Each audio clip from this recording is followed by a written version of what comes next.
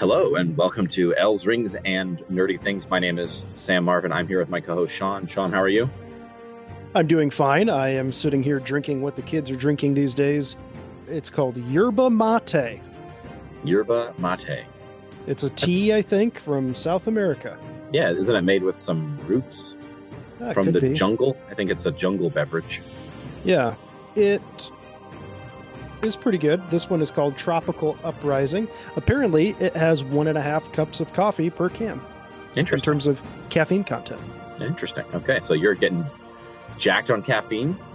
We are here to talk about The Hobbit, An Unexpected Journey, the first in the Peter Jackson trilogy Hobbit adaptation. We have hinted at our feelings regarding the Hobbit trilogy. I think it came up a decent amount when we covered the animated Hobbit. I'm on the record as not liking this trilogy as much. Sean, do you want to refresh everybody about where you stand? I, for the most part, didn't like it. I even put in my notes for Unexpected Journey that this is my favorite of the three. Okay. And we can get more into that later on. For me, a couple things just cursory. I don't think this needed to be a trilogy. That's just a money grab. Yep. My issues with the trilogy in general are the unnecessary heavy use of CGI. Yep. And that rears its head in this film, in the first one, so we can talk about that. And I don't think I've watched any of these three in quite a long time. This was the first time in quite a while. We're talking at least maybe 4 or 5 years since I've watched one of these movies. They're on TV every once in a while.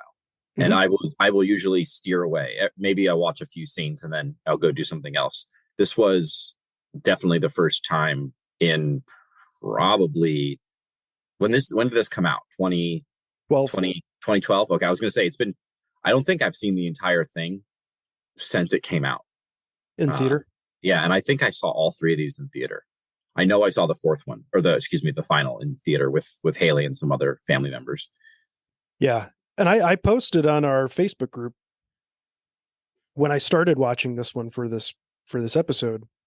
When Unexpected Journey came out, that's when you could still go to the movies at midnight and see them on the premieres. We're not really doing as much of that now.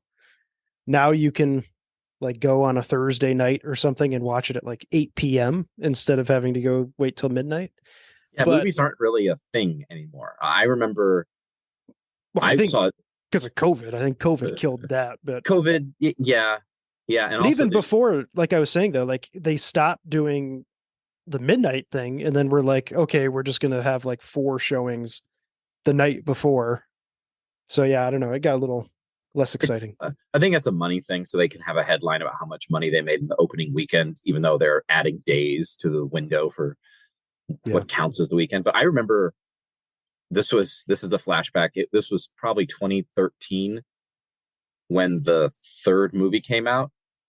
I was hosting trivia at a bar in Royal Oak, and I was packing up after this was a Thursday night. So Thursday around midnight, I was leaving the bar, and there were 3 dudes dressed as hobbits walking through the parking lot, heading to the movie theater across the street for the midnight premiere of the final movie in this trilogy. But yeah, well, I wrote different experience. Yeah, I wrote that rewatching this movie for this episode, I remember sitting in the movie theater with my very small popcorn because, spoiler alert, I actually don't like movie theater popcorn all that much. And my Raisinets, which is my movie theater candy of choice, and either a Coke or Pepsi, whatever it was. And I remember being so excited when that intro began for the Hobbit movie. And the first one, I left not having a negative feel. I still felt pretty positive. about the movie as a whole. Mm-hmm. But yeah, just like it was a brief nostalgic feel when that intro theme song came through. You're back in the Shire. Mm-hmm. We see the legacy characters of Bilbo and Frodo. There's some good feels at the beginning of this movie. And for me, I don't know how you did this, but my notes, I just watched the movie and then just took notes as I went. So kind of sequential from beginning to end are my notes. So you just want to start at it and Yeah, we can go through do beginning that. to end. I will say just off the bat, I came out of this rewatch liking the movie more and appreciating it more. My opinion of the movie was raised after this rewatch. And Me as well. And I think a part of that is because we have Rings of Power. potentially, and you At mentioned, least for me, yeah. it could be that you mentioned CGI, and this there might be specific instances in your sequential notes where the CGI is going to be particularly center to your reaction. Criticism. And we can talk more about it there. But overall, one of my big negatives is the CGI, but then also just the overall visual style. Because I think the Lord of the Rings was shot on film, and film has a very distinct look when you're watching it. The Hobbit trilogy was shot it's real, it's rugged. Yeah, it's and you can it's the way it comes through is it's also like well designed for the human brain and the human eye. And I think that originally Peter Jackson shot this in 3D 48 frames per second digital, which is it puts you off. Like it does something to your brain. And for whatever reason, this rewatch, I didn't have that same negative reaction to the visual aspects. And maybe that will change in the next two movies with kind of more big action sequences, because I think that's really where it comes through. But that was a big part of me liking this movie, was it didn't turn me off from the visual perspective. Well, I still have that negative view in this one. There's times where the characters, the setting kind of looks animated a little bit to me. It's like overly airbrushed in a way. Like that's how I remember it. Like it was airbrushed and weird and glowy. And there's times, especially in like Rivendell with Galadriel at night, where she just looks kind of animated. And yeah, so yeah. I think some of that could be the fact that we are 10 years after the filming of The Lord of the Rings, and the actors have aged in real life, and this could have been like some of the cutting edge of the digital de-aging before it got good. And to my knowledge, Peter Jackson hasn't done any sort of remastering, maybe a little bit here and there, but there's definitely a weird feel. All right, but let's follow your sequential notes. My first note, during the scene where we have that narration at the beginning, which I believe is Ian Holm, right? I think so, yeah.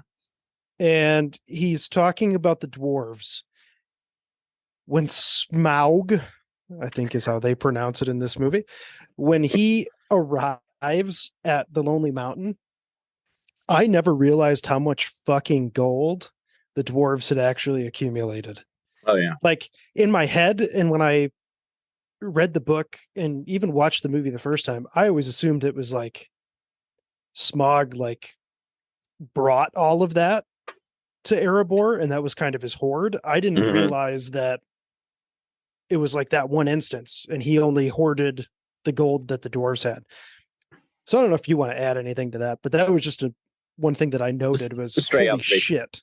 I had a similar reaction. I would say that's a lot of gold, to the point where it's a little extreme. And if you want to use that as maybe a jumping off point for what I think is one of the sins of this movie, it's excessive. And that could be said about many aspects, many of the negative aspects of The Hobbit. It's excessive. Things are too long. Things are over the top when they don't need to be. You know, this is going to come up, I think, at the end of as we're going through the sequential notes. There's a scene at the end where I think exemplifies this completely unnecessarily in a way that undercuts the tension in the movie. But yeah, it was It's a lot of gold. It's excessive. I had a similar thought because that's kind of like what a D&D dragon does, right? It creates a horde through pillaging, and yeah, there's like a central base, but it's adding to it. Yeah. Next step. This is kind of like a decision making of characters within the setting. Why would Thranduil march an entire army to Erebor from Mirkwood just to immediately turn around and leave the situation? And how would he know that Smaug is attacking? Yeah, to send said army to Erebor. It just didn't make sense to me. And that's one of those things where like we talk about this a lot in everything that we've covered, where and Carly hates it when I say this all the time, but suspend disbelief. There's instances where I'm like, even I can't suspend disbelief. And I just rewatched that scene and I was like, why is Thranduil even there? Like, it makes no sense. Yeah, that was because it's not an insignificant number of elves. It seems like it's the entire Mirkwood army led personally by Thranduil.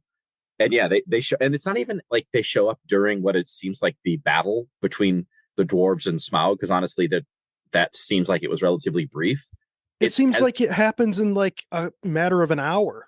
Yeah, which maybe it does, maybe it doesn't. But either way, Mirkwood and the army of the elves is a little bit further away than that. And yeah, so it doesn't make any sense. And even backing up a little bit, the entire scene, and I know that they tried to hint at the kind of the dragon sickness and maybe even attribute some of Thror's greed to the dwarven ring. But the scene where Thranduil is there and they open the chest of diamonds and then slam it shut, it's just a little too soap opera-y, like Pretty Woman-esque. I was about to say it's Pretty Woman. Yeah, except it wasn't played for laughs. Yeah, that seemed excessive, and you even get like this look on Thorin's face of like, oh, what the hell is that about? And what Thror is kind of like almost, I wouldn't be surprised if he started cackling and doing the Mr. Burns like finger tapping. That was weird. And yeah, and then the next scene with Thranduil where he shows up at the ridge and then walks away didn't make any sense either. Moving right along. I love old Bilbo, or I guess in this point it's Bilbo, because this is like the scene right before Fellowship of the Ring, where they have him quote the opening lines of the Hobbit book. He does the hole in the ground, there lived a hobbit, like that stuff. Like, I love that. But did they do it right? They do like kind of pivoted it. They do like an adaptation of it, because it wouldn't make sense for Bilbo to be like, in a hole in the ground there lived a hobbit. But yeah, it's very reminiscent of that opening sequence of the book, which is great. Yeah. At first, I mean, we talked about age differences because this takes place like, God, they filmed the original trilogy starting in 1999. So it's over 11 years. They probably started filming these movies in like 2010. Okay. So that's like a 10, 11 year difference. But for an older character like Sir Ian Holm, 10 years when you're like 65 versus 75, that could be a pretty drastic difference. And for me, it started to bother me at first with that age difference. But then I hit a point where I just didn't care. And I was like, the fact that we still have him and he can still play the character, I was willing to not be bothered by it. And I was just happy to have old Bilbo back. It was good to see him. And I think they can get away with it with Bilbo because the Ian Holm Bilbo was only there for those opening few scenes. It's Gandalf, Ian McKellen specifically. Like his eyes have aged a lot in the intervening times, and there's not a lot that they can do to get away with it. And then, flash forward to the second and the third movie, our man Orlando Bloom, he got a little bloated in the 10 years since Lord of the Rings came out, and there's not a lot they can do there. I think he's probably one of the biggest examples of the soap opera airbrushing digital stuff. And Ian McKellen really didn't bother me that much because Gandalf was supposed to be like an old weathered man. So I was cool with Ian McKellen. And I also noted Elijah Wood still looks exactly the same. Yeah, yeah. I thought when he did his lines and he was on screen, I was like, he didn't age a day. I mean, you look at Elijah now, and he still looks pretty like he that dude ages well. He's probably like one of those hyperbaric chamber sleepers, and taking all sorts of supplements and whatnot. Here is one of the scenes at the very beginning when we have all of the dwarves arriving at Bilbo's house.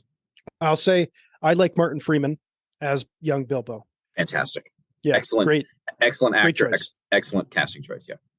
Have you seen the behind the scenes stuff of Ian McKellen struggling to act in that scene with the dwarves in Bilbo's house? No, I have not. So they don't do practical effects like they did in the original trilogy. In this scene in particular, this is the one where everything's going on. The dwarves are like throwing all the plates around. Yeah. And all of that. They had two separate sets. One set that was normal Hobbit size for all the dwarves and Martin Freeman as Bilbo. And they had another miniature set for Gandalf. And when you watch that scene, Ian McKellen is acting in a completely different set. And there's a scene in the behind the scenes stuff where he like breaks down and starts crying because he's getting so frustrated that bad? Yeah, because he's like acting in a separate, like he can hear everything that's going on in the other set. And when he looks at like what would be Bilbo, it's legit like a tennis ball. And there's a point where Ian McKellen says to Peter Jackson, he's like, this isn't acting. I don't have anybody to like play off of. Yeah. And ever since I watched that or saw that behind the scenes stuff, and I don't even think it's on, they were smart to leave it off of the extended stuff, like appendix information. But ever since I watched that, I've always just been like, I just feel bad now every time I watch this scene because I know how much Ian McKellen struggled. And it's one of those things where I'm like, it worked so well in the original trilogy that like you got all of like this renown for doing all your practical stuff. And I get it's easier, quote unquote, to do the digital, just like put two digital film pieces over each other to get like Gandalf walking around in this room. But I don't know, was it worth it? And this is one of those times where I'm like, I don't think it was. Oh, and then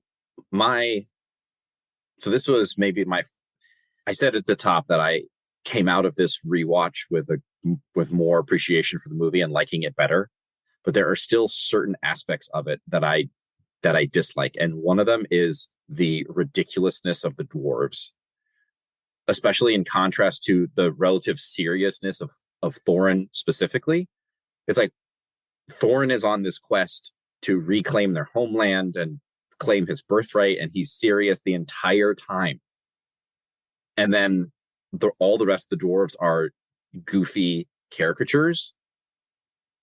And the first example of this is obviously when the dwarves are introduced and they're coming in and they're doing, they're raiding the pantry and doing all this other stuff, which I know is accurate to the book, but it's just, they just play it up so much. And then the CGI aspect of it allows them to do even more ridiculous things than they could. So I feel like just for the sake of making them not ridiculous, let's do practical effects.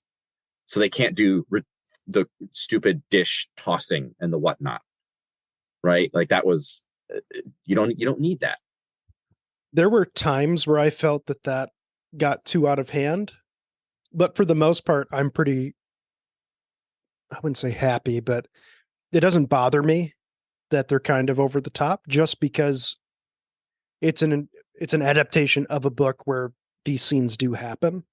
And I've had conversations with people who didn't like it because of the songs and all of that stuff that were included, but that's in the Hobbit book. Yeah. And I agree with you, like to a point where it hits a point where it's just too much. And I feel like if they just toned it back a little bit, it would have been way more believable and more easy to take in. You know what I mean? Yeah, and to me, if you want to adapt the children's book with the silly dwarves eating all the food and singing songs, do that. But then you also have flashbacks to battles where people are being decapitated and dwarves are being thrown over cliffs, and you have the scene of like a hedgehog dying with rat. You have all these relatively dark things that there's a clash between of tones in the movie where you can still have those dark things if you tone down the ridiculousness of the dwarves just a little bit, and there's not as much dissonance there. I think that was the thing, because I like the dark stuff. If I want a kid's Hobbit, I'll go watch the animated one, which does a really good job of all this. But here it's like, okay, we're over the top ridiculous with the dwarves, and then 5 minutes later, there's a hedgehog dying of sorcery. Yeah, for sure. All right, what else you got? Next up in that scene, the Misty Mountain song is fucking great. When you have Thorin with that low, like baritone voice, and then all the other dwarves kind of chiming in. And I like that they use it to kind of portray the change of mind of Bilbo, that he's kind of like sitting there hearing this haunting song. And then you can kind of see it in his head that he definitely wasn't going to go on the adventure. Then he hears this song, and like this song of longing and trying to find their homeland and all of this stuff. And then that's what kind of changes his mind. And then he wakes up the next morning and he's ready to go. But what do you think about the Misty Mountain song? I'm not the biggest fan of it. I think I said this in our animated rewatch. Again, this occasion of watching the live action, I had a more positive reaction to it.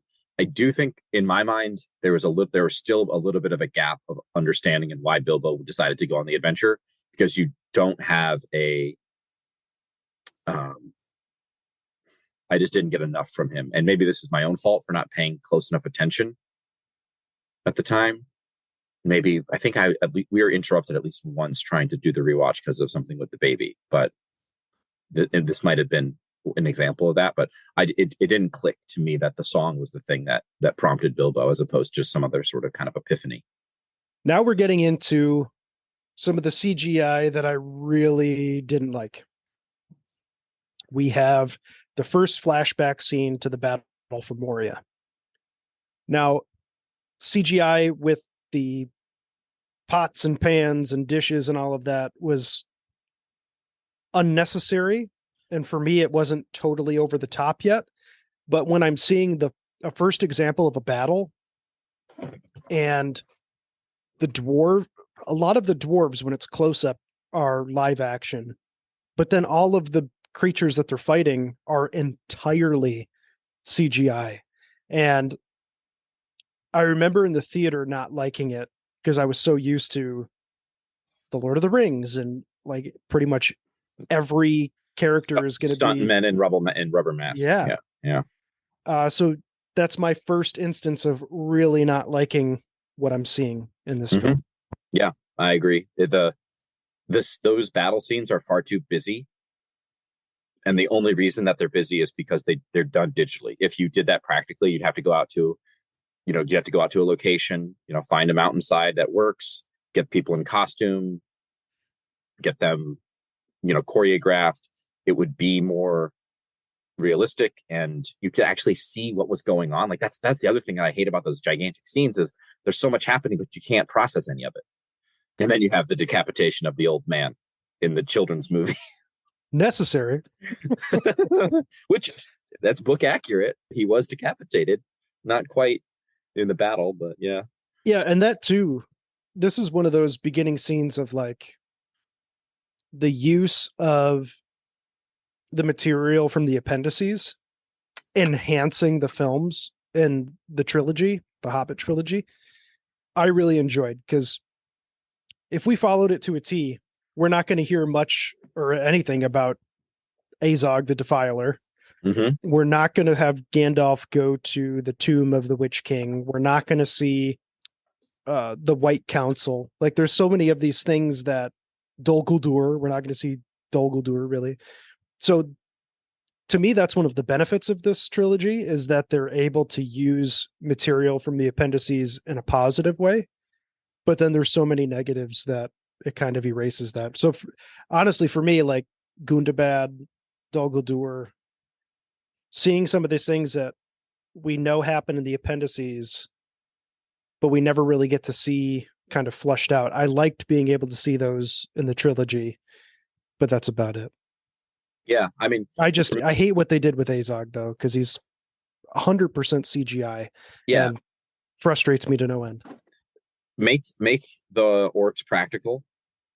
And I get like the wargs have to be CGI because that's impossible. And they were CGI in the Lord of the Rings trilogy, and it was fine because the actors portraying them were stuntmen in costumes for the most part, especially the close-ups.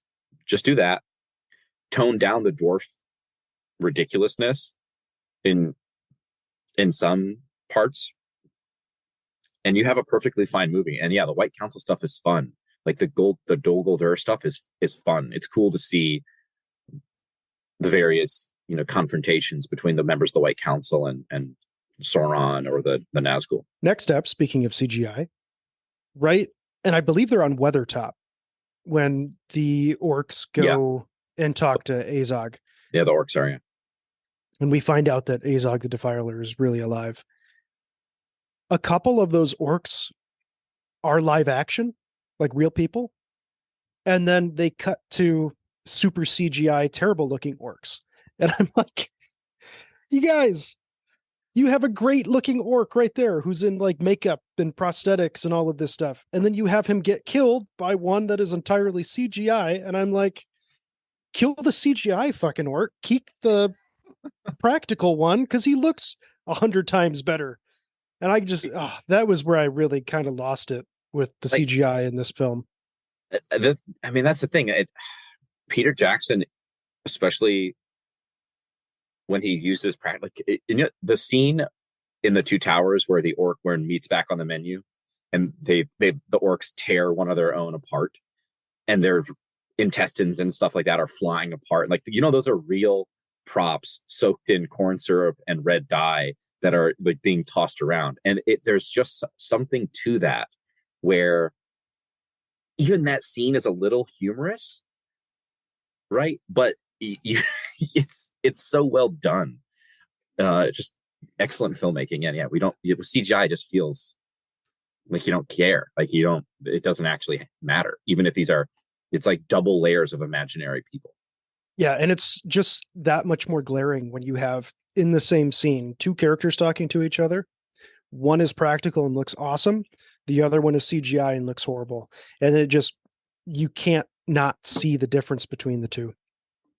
And this kind of actually brings up for me, it's the elephant in the room that Peter Jackson wasn't even supposed to do these movies. Mm-hmm. Yeah. He was supposed to be like Guillermo del Toro. And then he, like, for whatever reason, the Hobbit trilogy got delayed, and then he couldn't do it anymore because he had a prior commitment. And then New Line was like, hey, Peter, can you come back and do these? And he kind of just said yes, that he didn't really want to do them. So I love Peter Jackson, but I feel like how much of this was he just felt obligated to do these and his heart wasn't entirely in it. And then this is just what we got. Maybe in parts.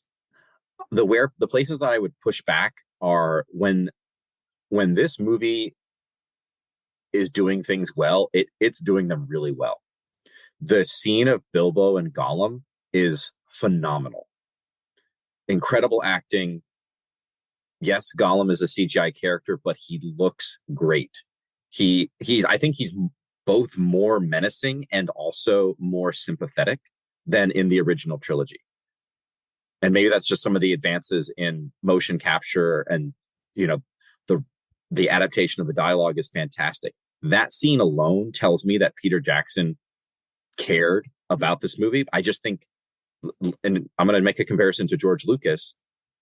Once you've done the Lord of the Rings trilogy and you've got your 11 Oscars and your however many millions of dollars, there's very few people that you're going to listen to when they tell you to tone it down or make a different creative decision, right? And And this is something that people point to in why the original Star Wars, especially Star Wars, what we call Episode 4, A New Hope, was so good. Because yes, George Lucas was the director and he created the story and he wrote a lot of the script, but there were actually a lot of uncredited script doctors. But he didn't have complete control. And so Gary Kurtz and Ralph McQuarrie and all these other creative individuals were able to contribute because George Lucas was not yet George Lucas who made Star Wars. But when George Lucas went back and did the prequel trilogy, he could do whatever he wanted. He was the writer, director, producer, his own studio. He had all the money. And so he's like, everything's going to be CGI. And we get the result that we get. And yeah, we have those movies and people, love Star Wars. But art through adversity, right? And that means sometimes you have to have people, directors, producers, writers who are going to have friction. And I don't think Peter Jackson had anybody who was able to kind of counterbalance him. Yeah. Thank you for talking for so long, Sam. Just for the listeners, when Sam talks, I'm eating old Halloween candy. So that's my... So every time you kind of go off on a little spiel, it gives me time to open up a new pack of gummy bears or Skittles and all right, keep doing it. Shove a few into my mouth. Gollum, we will talk about soon. It's kind of the end of the film where that scene happens. So I have a couple notes that we can get to when we get there, but I agree with everything you said about Gollum. I just wish that the same amount because if we would have gotten a film where Riddles in the Dark, that same quality was throughout the entire trilogy, this could have been on par with Lord of the Rings. And I just don't think we're anywhere close to that. But I wholeheartedly agree with that statement. Yeah. Next up, as they're traveling to Rivendell. Actually, I think this is still, this is right before the Trolls, the Trollshaw. The references to the Blue Wizards and Radagast. It's very brief. And actually, I can talk about all three of my points here in one. So we have the references to the Blue Wizards and Radagast, just expands the history and lore of Lord of the Rings. We have Glamdring and Orcrist, and then a reference to Gondolin, and then a reference to Ungoliant in the Mirkwood. When Radagast appears, he says Ungoliant's name. So in a very rapid succession of events, we have Blue Wizards being referenced, Gondolin being referenced, Ungoliant. And these are the things I love, especially with Tolkien's lore. It's so extensive that you can make one-off comments like this, and they do it in Rings of Power, where it doesn't have a huge impact on the story being told, but it's enough for the diehard fans to get excited that something's being referenced or talked about. And that's 3 instances in this movie where that happens. The trivia question: do you know the names of the 2 Blue Wizards? I don't know. Do they even have them? They do. I don't know them. I'm just wondering if you did. No, I never thought they did have names. I don't think they're canon. I mean, I don't know where the source material is. If it's I don't know if it's even in the Silmarillion. It might be like Unfinished Tales or one of the Histories of Middle Earth books. But there's also not full agreement about when they came to Middle Earth. I think there is some assertion that they came both in the Second Age and in the Third Age, and that in the Second Age they did work to assist the free peoples in the East by it basically like helping what would eventually be the War of the Last Alliance. I like to think their names are Dwarf and Snorf. Dwarf and Snorf. Dwarf and Snorf. I think Tolkien did say that they eventually fell and became evil and like started a cult of Sauron or something like that. Right on. Okay. So that stuff happens kind of around the Trolls. Does Radagast show up? Radagast shows up after the Trolls in the Troll encounter, right?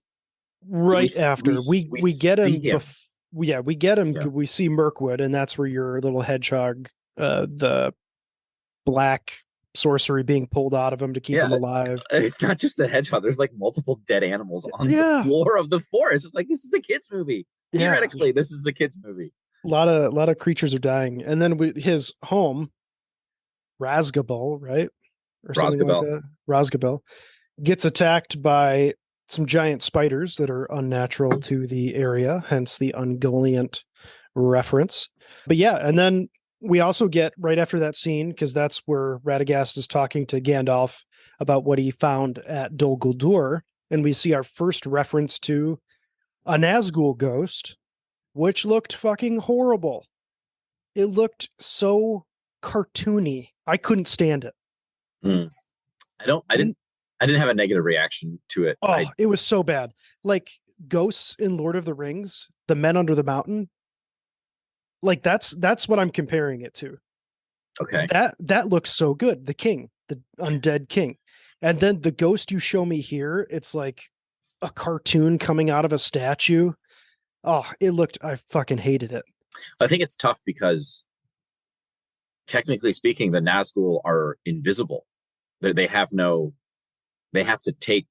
wear black so that there is some form that people can associate with them, but technically they're invisible. So but they're also still, like, I can't remember all the details here. You can interact with them in the corporeal world, but they only can be seen in the unseen world, which is why Frodo can see them when he puts the ring on, but also why Merry and Eowyn can stab the Witch King and actually destroy him, is because there is something physically there. So it doesn't make any sense necessarily to have a ghost that you can see and also interact with. You wouldn't be able to see him, but you would be able to interact with it. I don't know. You can kind of chalk that up to Radagast being magical or whatever. It's not a lore breaking example, but I didn't have a negative reaction necessarily to the portrayal. It looked horrible. Next up, old Toby is definitely weed. Oh yeah. Well, because Radagast is kind of panicking, and Gandalf was like, "Take a hit of old Toby," and then he like immediately calms down, and we have another reference to it with Merry and Pippin, Lord of the Rings. You smoke too much, and then they get super giggly when they're smoking weed at the end of the Battle of Isengard. And then we also, we have the reference from Saruman to Gandalf, where it's like, the pipe weed has clouded your judgment or something like that. Okay. So I am under the belief that it's hinted at in Lord of the Rings that old Toby or pipe weed in general is weed. But then this film with the scene between Gandalf and Radagast, I'm like, yeah, it's definitely pot for sure. Okay, so this is jumping ahead a little bit, but I caught at the meeting of the White Council, Saruman was shitting on Radagast for eating too many mushrooms. Yeah. Saruman is totally a narc. He's a boomer, man. Totally. He's the original boomer. Yeah, he's shit on everybody else and their habits. Yeah. But yeah, this is a thing. There's illicit drugs in the Tolkien universe. At least in Peter Jackson's interpretation. To each their own. Legalize South Farthing leaf. Okay, so what is your feeling about Radagast as a character in this movie? I love that he was portrayed, because for me, it's one of those pieces of lore that I know we're never going to see blue wizards because there's not enough about them in Tolkien's writing. But I'm sure the Rings of Power will do something with them and they'll be terrible. Yeah, there's a good point. But I do enjoy that Radagast was in here. I think the actor now that I'm thinking about it more, I think Radagast is a great character. Mm-hmm. He's spacey. Like Gandalf, Radagast, and Saruman each have their own kind of goal in Middle-earth. Saruman is humans. Gandalf is elves and hobbits and those kind of creatures. And then Radagast is plants and animals. Mm-hmm. And for someone who is basically a hermit who only interacts with plants and animals, I think he was acted very well. I think he was written very well and portrayed very well. And I will die on that hill. Yeah, I agree. I don't remember feeling strongly one way or another. Then so Radagast is this guy who lives by himself in the woods. But as soon as there is a problem, one, he solves the problem in the immediate term. He saves the creature. He then immediately goes and investigates.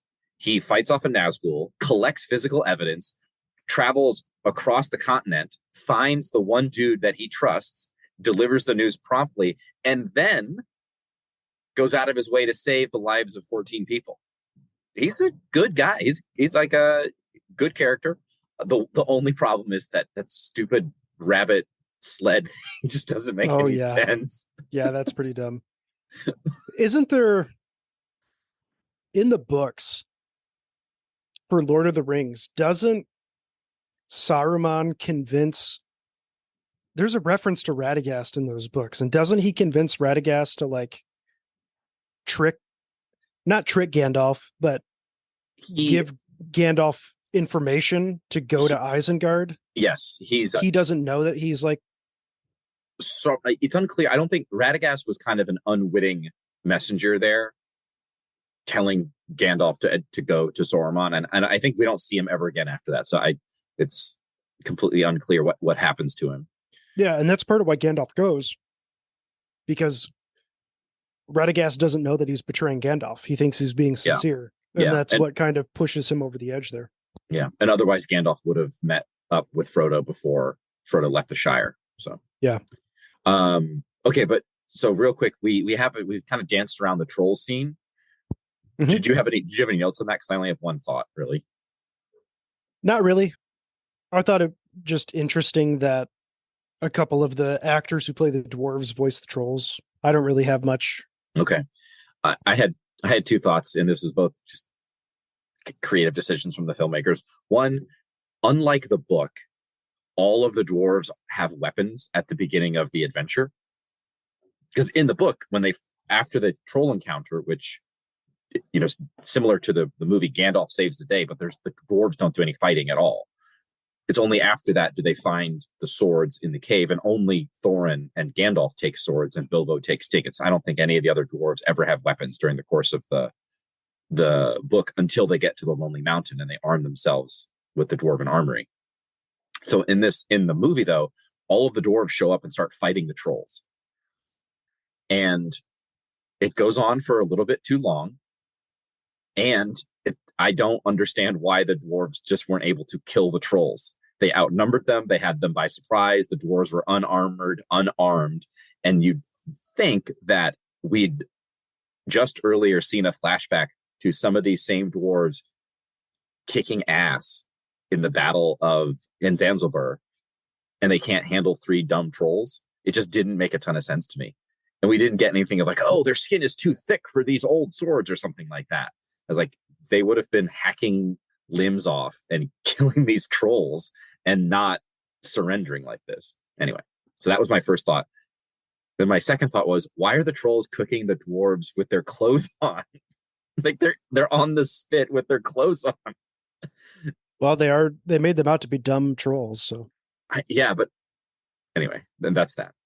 You don't cook your steak with its clothes on? Yeah, no, I leave my steak in its wrapping before I cook it. But that was it for the troll encounter. Moving on to Rivendell, is the dinner set the same as the Council of Elrond? I don't know. I didn't notice because it looked very similar to me. Like that same terrace area? Yeah, it looked like the exact same set that they used for... Yeah, so give that a look and let me know what you think. But that's at least what I got. Can we back up chronologically to the scene where the dwarves are like hiding in that rock area and the elves on horseback show up? Yeah, did you also want Elrodan and Elro here to appear? Well, in my mind they're in that group, but also I want to see more elven light cavalry, like with the lancing and the horseback archery and just all of that stuff. I would. That's why I want a Silmarillion adaptation, because we would get that. We'd get that in spades. That was cool. Yeah, that was pretty slick. All right, what else you got about Rivendell? The return of Hugo Weaving as Elrond. Again, I don't think he and oh gosh, what's her name for Galadriel? Why can't I think of it? Kate Blanchett. Kate Blanchett. Those two 10 plus years later come back to the characters. I was completely content with the age difference. They look like elves. And that's one of the differences that of opinion we have on Rings of Power. Some of the casting choices, they just don't look like elves. And I think we agree on that. I think no, I'm saying difference of opinion between us and the showrunners of Rings of Power. Well, we haven't talked to them. We haven't talked to them. Yeah, no. About it. You and I agree. Yes, I know that. But yeah, I loved seeing Elrond come back. Hugo Weaving. Elrond smiles more in The Hobbit. He's being very friendly. Yeah, because he doesn't know the One Ring's back yet. That's true. When we see him in Lord of the Rings, he's like, oh my God, everything that we fought for is coming to an end. This is like, yeah, when we see him in Fellowship of the Ring, this is like worst case scenario happening. I guess that's true. So that's true. He's pretty peaceful and content at the moment. I liked the White Council scene. Mm-hmm.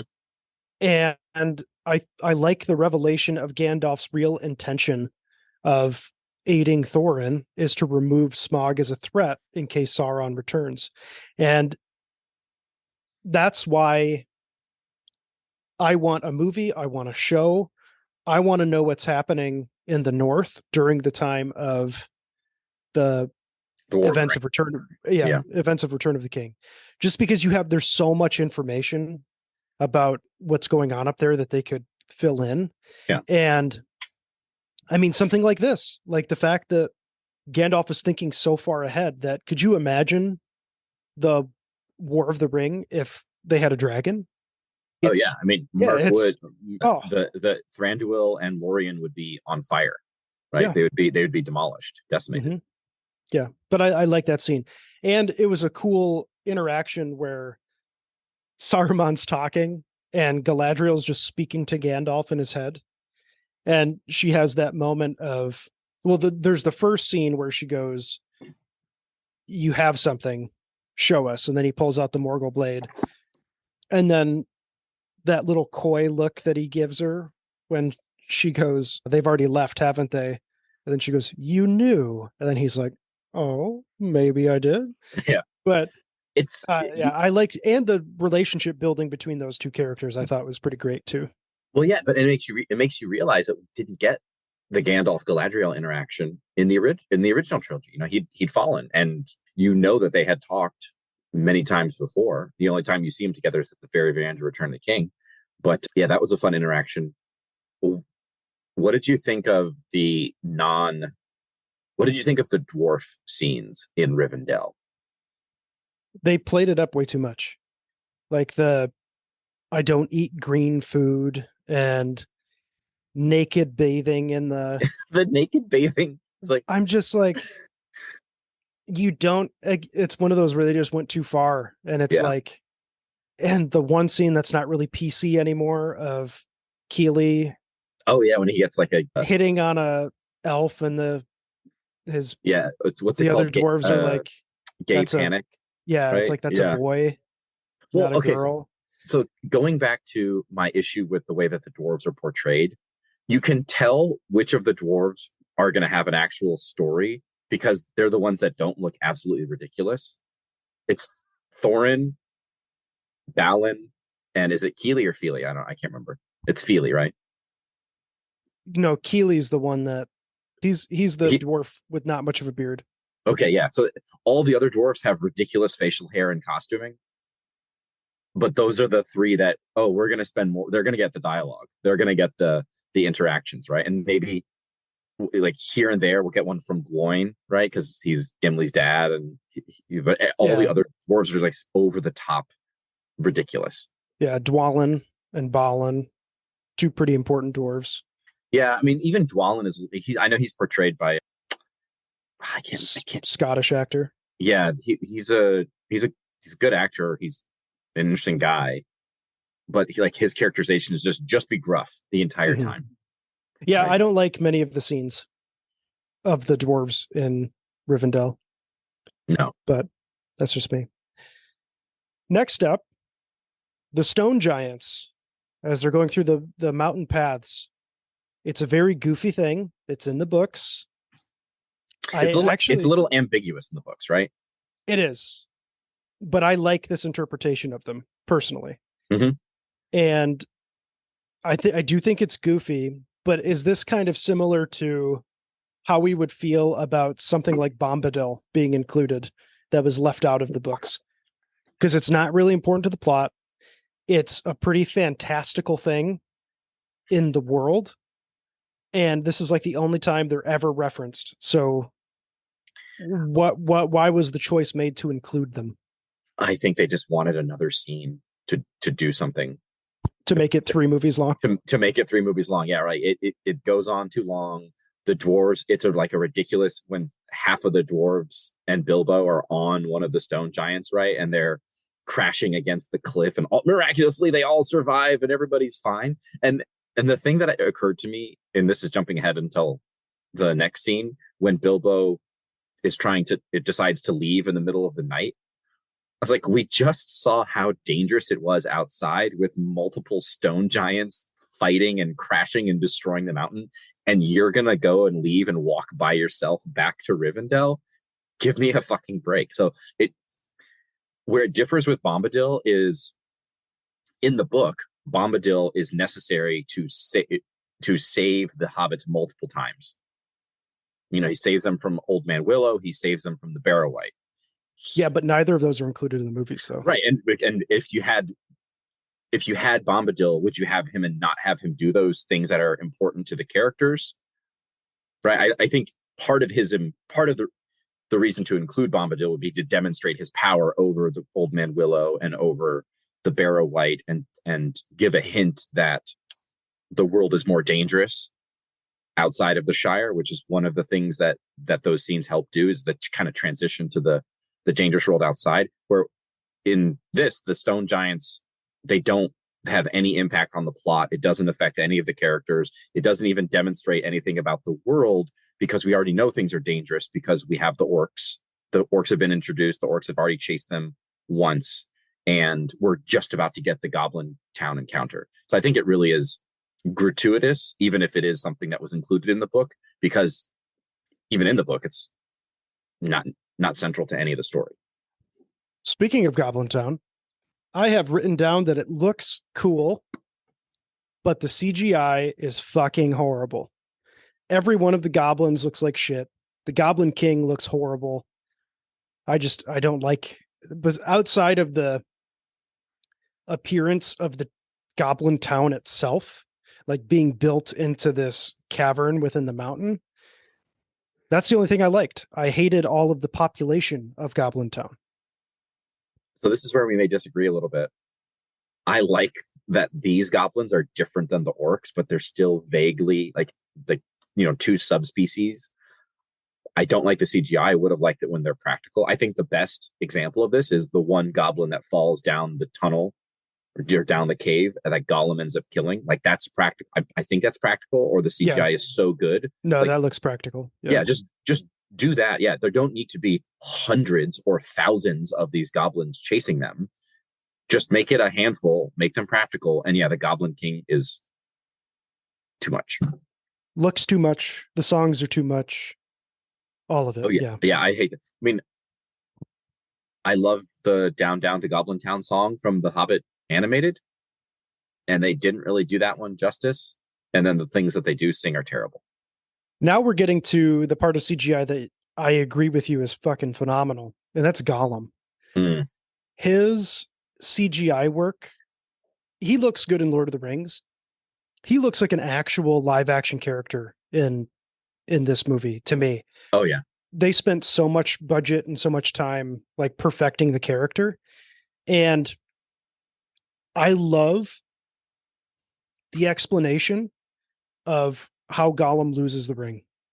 They never give it to you in the books. He just doesn't have it, and then Bilbo just stumbles upon it. But the fact that Gollum, in the act of killing this goblin, it falls out of his pocket, that was beautiful. I loved it. And then just the whole riddles in the dark scene, like grade A acting between Martin Freeman and Andy Serkis. Yeah. And I love the characterization of when Bilbo is talking to Smeagol and when he's talking to Gollum. They did that so well. Oh, the change of inflection, the change of tone. It's like he's talking to a little kid when it's Smeagol, and like an evil parent when it's Gollum. Mm-hmm. And for me, the epitome of it is the line when they're going back and forth. He's like, okay, what happens if I lose? And then Smeagol goes, if Baggins loses, we eats it whole. And he kind of like shrugs. Like, that's such a good line. It's perfectly delivered. This is by far the best scene of the entire movie so far. Mm-hmm. What are your thoughts on Riddles in the Dark? Yeah, I mean, I agree with you. I think the facial expressions that Gollum has that they achieve through CGI and Andy Serkis motion capture when he's thinking about the answers to Bilbo's riddles, it's so good. You can see him thinking, and it's how Gollum and Smeagol would be thinking about something, right? There's this, he hasn't thought about these things in like hundreds of years. Exactly, yeah, and he like references eggs with his grandmother or something like that, right? Which is so good. There was one scene where the sting is illuminated blue because of the goblin that's nearby, and then it fades because it's Gollum kills that goblin. It kind of flickered like a light and then just goes out instantly. I would have liked it if it had slowly waned in its glowing, and maybe part of that is things get darker for Bilbo, but also it's a little bit more, showing like the life force slipping away. As it just seemed like things flickered out. That was one tiny little nitpick, but it does not detract at all from the quality of this scene, which is great. And like legit creepy. Gollum is, especially early on when you see him before he meets Bilbo, he is a creepy predator. And then I love the final interaction between the two characters. That moment of pity. Mm-hmm. Bilbo, and that's a direct recall to Fellowship of the Ring, where Gandalf's talking to Frodo and he's talking about how pity stayed his hand and all of that. So it was great to see that scene. And then it's a scene where like Bilbo's looking at him and then he sees Gollum start to cry because he's lost the ring. And yeah, it shows you that Bilbo isn't an evil character. He's not vindictive. And they do such a good job showing Gollum to be this pathetic, sad character. Like you understand, like, yeah, it makes up for him wanting to eat you a couple minutes ago. And then for the rest, I didn't really make any notes for the rest of the movie because it's just they escape, they get chased by Azog. There's the horrible scene out of the frying pan into the fire, and then they get saved by the eagles. What do you say? Why do you mean horrible? I just don't like Azog the Defiler. I think he's a terrible character. It's a cool interaction between Thorin and him, where Thorin has the realization that his nemesis is still alive, but I don't know. It's one of those where it just, to me, it's like the character of Azog is done so poorly and is so unnecessary to the plot of the movie that I hate how it's shoehorned in. Thus, I hate this scene. It would have been perfectly fine, even if you're going to do Azog as a CGI character instead of an actor, like a good actor that we like, or just somebody in a really good costume.